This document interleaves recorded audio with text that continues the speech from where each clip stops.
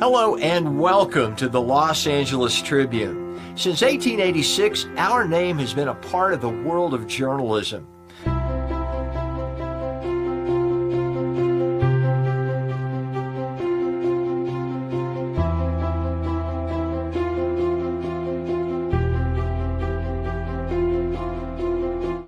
We've earned a reputation for being a publication that practices integrity, authenticity, and responsibility. For general inquiries, contact today. Thank you on behalf of the Los Angeles Tribune team. All right, well, we're going to bring up an amazing panel here now, so we're going to shift gears into another brilliant panel conversation. If our last panel was anything to go by, this one's going to be, the bar has been risen. I've got some amazing speakers coming up here. Let me bring them up. We've got my good friend Kylie Thomson. We've got Johan. We've got Amanda McCloy. We've got Alexandra Oxford. And I'm also going to bring up my co-host for this interview today, Craig Whitney. So, Craig, feel free to follow the lead. And, this is your first time doing it, mate. So this is leadership in its pure essence. And as you find, the time, the opportunity to ask a question, just jump in. So Kylie, Johan, let's get this party started. Let me do a quick introduction. As we continue today's program, we're honored to welcome our newest panel here, distinguished leaders who exemplify innovation, strategic insight, and transformative leadership across various sectors. We have Kylie Thomson, who brings a wealth of experience in community engagement, value-based business development, fostering resilience, and purpose-driven organizations. We have Alexandra Oxford, who is the owner of the Mind Paradigm. He's a seasoned expert in neurospyology. That's a big word. I think I got it right. And wellness is dedicated over 25 years to advancing spinal health, holistic well-being, and impacting thousands through his practices and teaching. Amanda McCloy is renowned for her work in aligning personal vision with organizational strategy, guiding professionals to achieve cohesive and impactful growth. And Johan stands out as a serial entrepreneur, a digital strategist known for scaling businesses, pioneering innovative solutions and digital landscapes. Together, we offer a multifaceted perspective on leadership and adaptability. So each of you work in different areas. I love the diversity that we've got here: community, wellness, business strategy, and digital enterprise. What does leadership mean in our world today? And how has that meaning evolved for you? Kylie. Wow, what a great question, Jeff. And firstly, I just want to thank you for your servant leadership in putting this show together and hosting. Just absolutely you walk your talk, and to be here with these incredible rock stars is amazing. So I think leadership today, it's more important than ever in a world where we're going automated, online, and AI, that we're showing up as our true, authentic self, that, we're speaking from our hearts, we're speaking our truth, and, we are walking our talk, but also that we're getting offline, we're unplugging, because we can't pour from an empty cup. So to be the best leader you can be, it actually starts within. It starts with our health. I was out power walking 45 minutes ago with my dogs. So we've got to get that fresh air, that sunshine, drink the water, move, because that's going to allow you to be the best person that you can be. And the last thing is, don't react. Things happen. That's life. And, really your test as a leader isn't when it's all smooth sailing. It's when, what hits the fan. So when you're looking after your health, that puts you in such a better space to be able to deal with it powerfully, because when emotions go up, intelligence goes down. So thanks, Jeff. Brilliant insight. And everybody, I just get you to mute yourself if you're not speaking. Just got a bit of background noise there, but appreciate you. Thank you, Kylie. That was brilliant. Alexander Oxford, we'll go to you, mate. So how has leadership evolving in your space right now? Well, I think really embracing our story, from even my story from when I was 12 to now, the journey that I had to go through of being debilitated to being now empowering so many thousands of people, not just locally, but also around the world. Now, that story is unique to me, and I've embraced it for 4 decades. I've never shied away from it or anything like that. And to see how many people have been inspired from that, I think everybody needs to really embrace their own story. As Kylie said, it's got to do with your unique, your authentic self, because that's you. And if you shy away from it and try and be somebody else or try and be something better or anything like that, I think it really puts you down, and you're not going to be sharing that person around, the person on the other side of the planet that's actually looking for the solution that you have in your story. I think that's the new leadership right now, and that's what we need to embrace.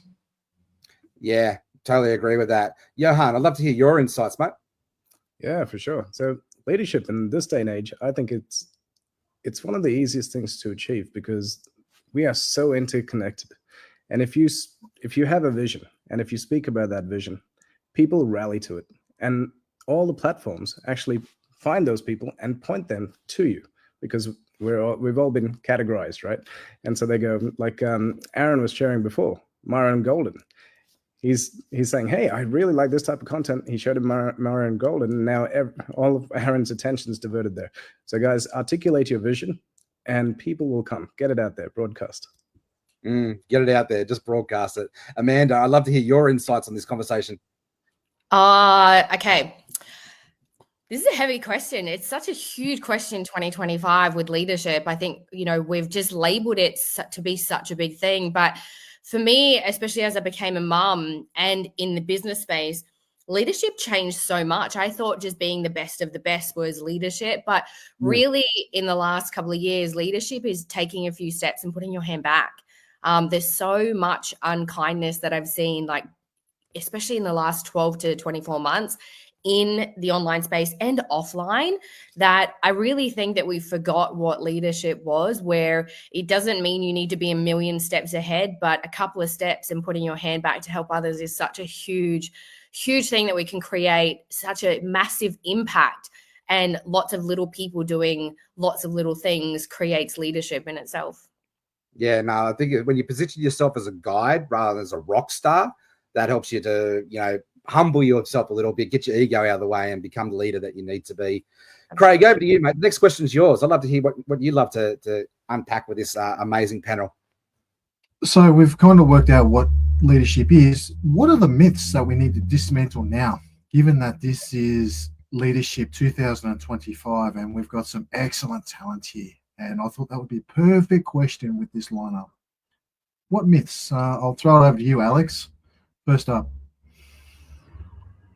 Well, I'll go through the experience of the myths that I followed in the past. Is that I thought I needed to become somebody else. So when I got into NLP, it showed us something called modeling. And modeling was about what is it that makes the difference. And before that, I thought the difference was you needed to behave the same way. You needed to have the same expressions. You needed to eat the same foods. You needed to drive the same cars. So for me, the myths are that you need to become somebody else. Modeling is all about understanding the person's strategies.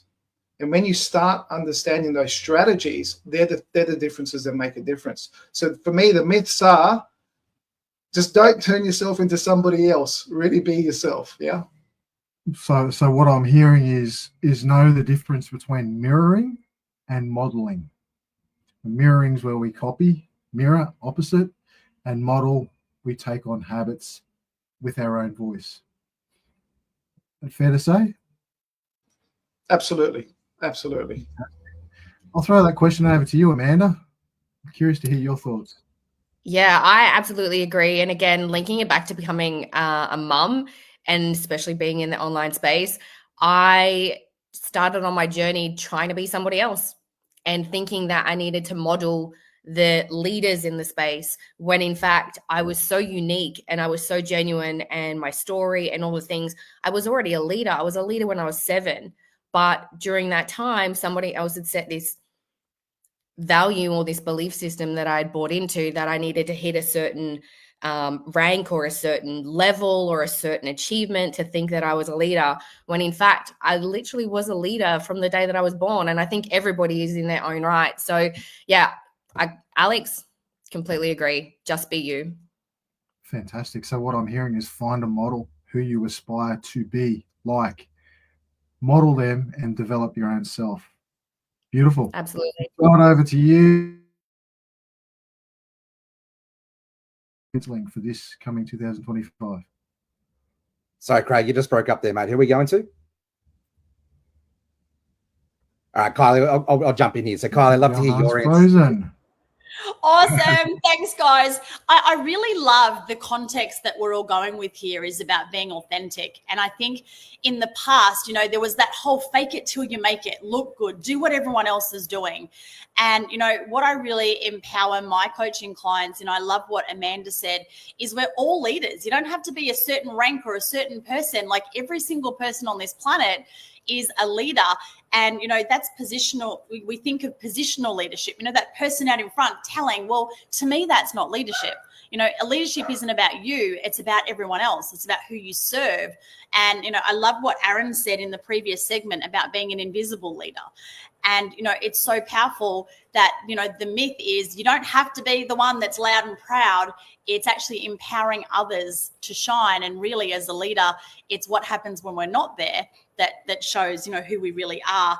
And the other thing is I think there's so much pressure, and perhaps we put a lot of that pressure on ourselves to do things a certain way because that's the way everyone else is going. And so I love to look what everyone else is doing and think the opposite because, this is your life. It's your business and you get to do it your way. So that would be a couple of tips that I'd share. Thanks, Jeff. Yeah, cool. And just a beautiful example there of just modeling and having to pivot and adjust there with Craig and his internet issues. But, I love the way that he was just following the lead, right? He was modeling and asking some really powerful questions. So let's continue this dialogue. So, Johan, over to you. What are some of the myths around leadership that you'd like to unpack and put a spotlight on? Thank you very much. So leadership doesn't have an age. Now, when I was just turning into a young adult, I had two mentors. A situation with one. I was sitting down with him. His son came up and said, Dad, come outside. I got to show you something. And Dad said, no, I'm talking right now. Come back later. And so the kid went outside, fell down, tripped, cut his head open. All this stuff happened, right? Now, a week later, same situation with a different mentor. The kid rocked up, said, Dad, can you show me about blah, blah, blah, blah? It was actually, can you tell me about Mars? And the dad said, excuse me a second, Johan. Takes her to the computer. She's 7 years old. Shows her, pulls up Mars, shows her the solar system. And then 2 minutes later, she's out on the lawn with all her friends sitting down. She's standing on a stone, telling them about Mars. That's leadership, right? So it has no age. And to finish off, there's the definition of hell is meeting the person you could have been. So you got to wake up every day and lead and be the person who, at the end of your life, you can be like, I did the best that I could with this opportunity that I had. Thanks, Jeff. I love that. And so basically what I come to vision is two sayings, like, John Maxwell, leadership is influence, nothing more, nothing less. And, we get the opportunity to influence people to follow our vision or their vision. And, Jim Collins, good to great, the Ikigai spot, finding your sweet spot and serving from there. So Kylie, I'd love to, unpack that a little bit more. What are some of the habits? What are some of the processes people can really find their sweet spot? So I think once again, I'm going to echo the health thing. If we don't start, how you start your day sets you up for success. So there's a really great book called the 5 a.m. Club, and, getting up at 5 a.m. and moving, exercising. What are you telling yourself? We've talked about leaders are readers and, making sure that you're investing in your own personal development. And I acknowledge every single person here that's watching this, both live and the replay, because you're here investing in yourself to become a better leader. But really the foundation is always our health. And the second thing is this, our BS, our beliefs and our stories. And the great thing about our brains is it doesn't know what we tell it is true or not. It's a bit like Google. Whatever you put into it is what you're going to get out of it. So, if your belief is I'm not a leader or I'm not good enough or whatever your beliefs or stories are, well, you can just reprogram those into something that's really empowering to be the most incredible, powerful, inspiring leader on the planet. So that would be a couple of my tips. Yeah, absolutely great. And Johan, over to you. Yeah, for sure. At any time, you can decide who you want to be, and then you can action it to make it happen. I was having a conversation last night with a friend who's going through an absolutely horrible divorce right now. And I said, hey, dude, you get to choose who you are next. This chapter of your life is over. But now you get to sit down, get out a pen and paper, go out, don't be at the computer, go outside, be in the sunshine, and just write down and imagine who you want to be. and then get to work becoming that person. And he was just blown away. He said, I didn't know I could do that. I thought I had to keep going, being the person I was for the last 30 years. Yeah, I love that. You know, there's moments in our life that we get to recreate ourselves. You know, like COVID, losing my business overnight was one of those opportunities, and turning that trial into, you know, and that tribulation into something great, you know, to be able to step up in that space. Yeah, that's powerful, Johan. Amanda, what are some of the things that we're talking around here in this space to be able to help us in that habitual spot, to find those processes and habits, to find that sweet spot? Yeah, look, I know you introduced me as a bit of a strategy queen, and I'm sick for a strategy. But I love to tell. It'll be a 30-second story. If you haven't seen the movie In Time, please go watch it. It was probably about 10 years too early for its space for people to understand. But now we're so in tune with freedom is actually just being able to spend the time that you have. Now I have it actually tattooed on my arm. It's a clock. And it has just under a day. It has 1 second under a day. And the moral of that movie is you can get done in like 24 hours so much more than you actually think you can. So I literally have it tattooed on my arm as a reminder of what I can create in 23 hours and 59 seconds. So, or 59 minutes and 59 seconds. So every decision you have made has led you to right here, right now, which means every decision you make from here on in is going to lead you to wherever you want it to get to. And as Johan said, you can literally choose whatever direction based off one small decision. That can be a huge ripple effect. And the great thing is it doesn't have to take days, months, weeks, or years. You literally have 24 hours. So I like to put a little bit of a different spin on the habits, but what you do today is then what you can do in the next 24 hours tomorrow. You know, and if you literally just realize, well, this could be the last 24 hours I've got, what are you going to go do with it? Yeah, that's kind of how I view my life. No, that's powerful. And it's a really good reminder to be intentional and present, right? I love that. Thank you, Amanda. And Alexander, I'd love to hear your views on this. And Alexander, you're muted, mate. You're muted. Taking action, of course. That's really important. But all of the above is really, really, that was just amazing, guys. That was fantastic. But the habits that I've created for myself is, number one, is stop reacting and start responding. So really start coming from a position where is it that I really want to go? But where's my life taking me? Where is it that I want to go? When you come from that position, you just have to stop for a second and thinking, if I react, am I reacting to put myself in a position that I don't want to be in? Or can I just respond in a completely different way? So therefore, where do I want to go? Where am I in this situation? When am I? We had this discussion the other day, Jeff. When am I? Am I living in my past? Am I living in my future? Or am I living here right now? And really paying attention, what is it that I'm really responding to? Do I need to ask a few more questions to really find out what this person is actually communicating to me? The situation I'm in, what situation am I actually in? Am I just repeating my past and seeing through the eyes of my old paradigm? Or am I responding to the new paradigm that I want to create? So that's something that I do every moment. So just stop, that pause, as I like to, the gap of opportunity is the pause, when all the change that you want to make can be right in that spot, the sweet spot right there. And that's how I approach that. Absolutely brilliant. So Craig, what's your insight coming from this conversation here? And then I'll throw the next question over to you, mate. Well, what was the big insight that you've taken away from this conversation? It's checking in on how I respond over how I react, and a good pickup for supporting me as good leaders support one another as well. So just honor you that for Jeff. It's how I respond to things, because leadership's not a perfect A to B journey, is it? We're going to have our trials, tribulations, and what I call it from the men's space, our initiation into becoming a leader. And that initiation doesn't come from a book, doesn't come from a theory. It comes from being in that moment on how I respond to the good times, the bad times, the ugly times, over how I react. Yeah, very powerful. Well, we've got probably 10 minutes left together. So, Craig, if you had the opportunity, to pick the brain of some really awesome people here that I know each and everyone individually, and you've got a wealth of knowledge here. It's like a little MBA in itself. What was one question that you'd love to know if you had the opportunity, to get glean from their wisdom? Johan, what do you want to be remembered for? Legacy. What's your legacy?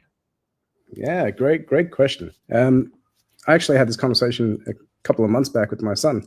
He said, "Hey, my friend's dad built that building, and my other friend's dad, fixes those cars. What do you do?"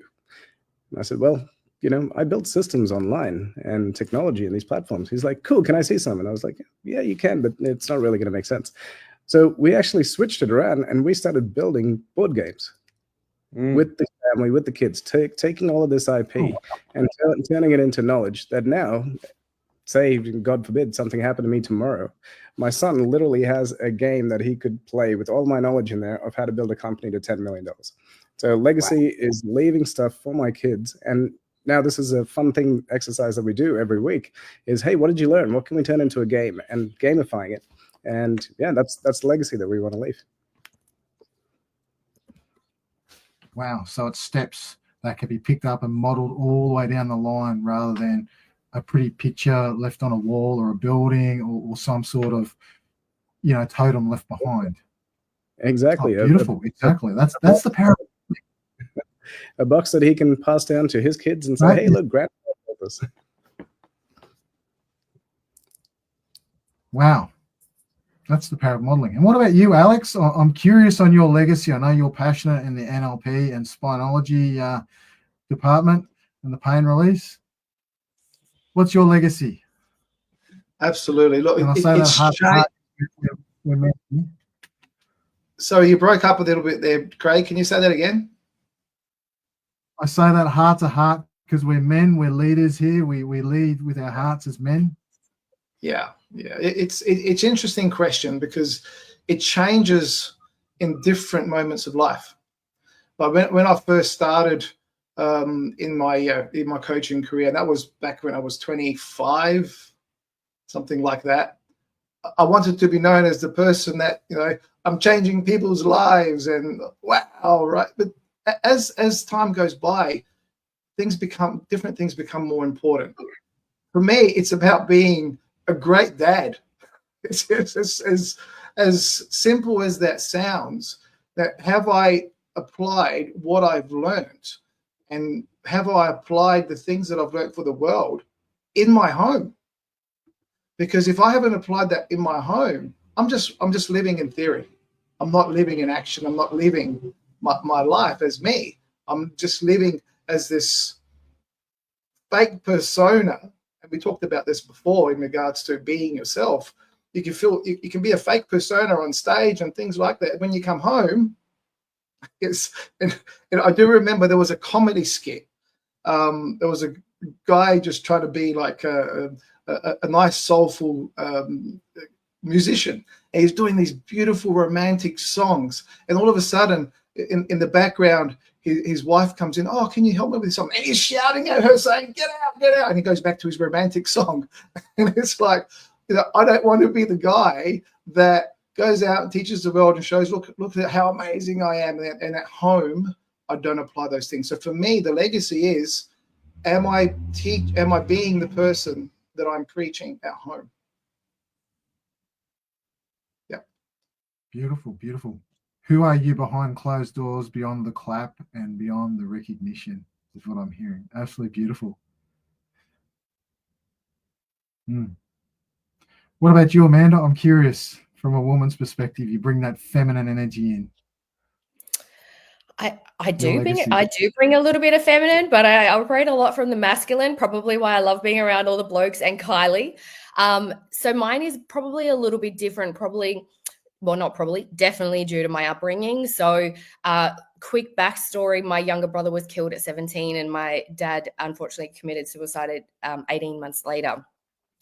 At both of their funerals, so my dad was 55 and my brother was 17, at both of their funerals, they had 1,500 people. for me, that was a real testament to it didn't matter how old you were to create such a legacy that people never forgot you. So, for me, that's really what it's about. So, we don't do chores at home, for example. My kids get rewarded for being good people. And if they're not good people, they don't get paid. So for me, legacy is about how much impact can I create just from being a good human and being able to share, whether I'm 40 or 17 or whatnot, and just letting my kids know as well that legacy can be created and you can create impact at such a young age, purely from being such a good person, and being able to influence others in such a positive manner. So for me, legacy has nothing to do about money, nothing to do about my success. It's really just being about a good human and being able to affect other people. Beautiful. Impact. Impact's the way to be on how we make others feel by our actions, yeah? And last up, Kylie, what's legacy mean to you? Who do you want to be remembered Wow, for? thank you, Craig. And what incredible responses from each of these leaders. Hey, guys, like smash the heart button. Like what an incredible panel. And to follow them, like, wow. So for me, I turned 50 a couple of months ago. And, up until this point in my life, I guess I've been known as the make it happen queen, the person who can achieve the impossible when everyone says you can't. I figure out a way of how we can. And so for me, for the next part of my life, I want to empower others that they can do that, because so many people believe that they can't. So, I guess for me, when I think legacy, it's really helping people to unpack that BS and 10x whatever it is that they want to do, whether that be their business, their life. And that would be the ripple effect that I want to be known for. The person that actually made me believe in myself, that I can do whatever it is that I want to do. And, as a mum, I say to my two teenagers all the time, I don't care what you do, as long as you're happy and you follow your dreams, because at the end of the day, that's what it's all about. And you don't have to do what other people tell you to do. Live the life that's in your heart, So for everybody watching, what are your limiting beliefs? What are those things that are holding you back? And what do you want? What do you want to do? And I promise you it's possible. Absolutely anything is possible. So that's what I would love to be remembered by. Thanks, Craig. Absolutely brilliant. Well done, Craig. That was an amazing conversation, just going around there, focusing on impact and legacy and what we all want to be known for. I think that's a beautiful example of leadership right there.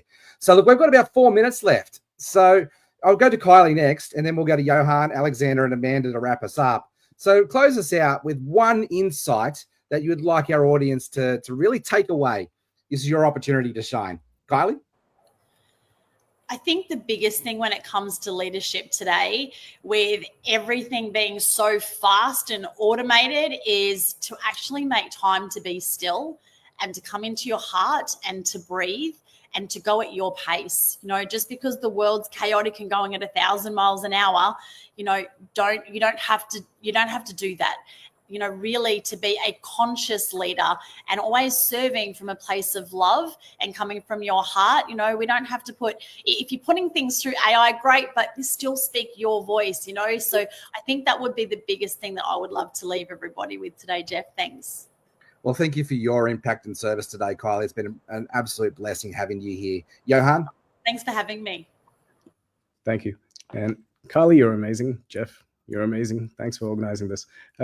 Guys, one of the greatest gifts that you can give yourself, and I've just experienced this, is to take 2 weeks off your work, your business, your family, and to sit down and design your life. Now, my wife and I, we usually do this at the end of the year and design the year, but I did a new little exercise. I designed out where I want to be in 5 years. I sat down, wrote it all out, and then with AI, ran all these different scenarios, different simulations to get there.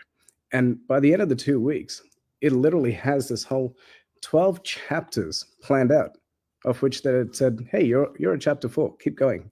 And these are the things that are going to come up in the next, to get to chapter 5. And that, I passed it around to my team, and they just went, oh my God, it's not just about me, it's about my entire company. And they just went, wow, this is amazing, let's go. And it rallied the entire team to go, let's go, let's get to chapter 5. So I love that. That is absolutely brilliant. I'm actually taking 2 weeks off to go to Japan in end of mid-June to end of June with my son Harrison.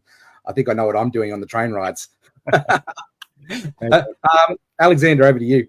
What's one thing you'd like to leave our audience with? Is always be a student of self-mastery and make sure that you are the biggest influencer in your life. That's how I like to leave you guys. Powerful. Amanda, close us out. Yeah, look, in terms of leadership, I always like to think that I know absolutely nothing. So I love being the dumbest person in the room. I love thinking that I know nothing. I love being proved wrong. And so for me, a big thing I took this year and something I'll take into my life consistently is always surrounding myself with 5 people who have 5 times what I want. And for me, that's the leader that I'm looking for. And whether it's, they've had 5,000 people at their funeral, or they've got $5 million, or whatever it might be, or what they're creating is 5 people. And that times 5 is, makes me feel really stupid. So, and I get to be in a space where I then get to learn something that I absolutely know nothing about. And I always get to be the student. I love that. Always be the student. And Alexander and I were just talking about that the other day. Yeah, I love that intentional, forced positioning of that growth. That's brilliant. Well, guys, this has been another amazing conversation around the topic of leadership. I'm sure our audience is just taking so many notes because I know I am. Thank you for saying yes. Thank you for your servant hearts, and really appreciate each and every one of you for saying yes and the gold that you've just dropped here today. Thank you for your time. Thank you. Thanks, Thank Jeff. you. Thank you so much. Thank you. Thanks, Craig. Thank you.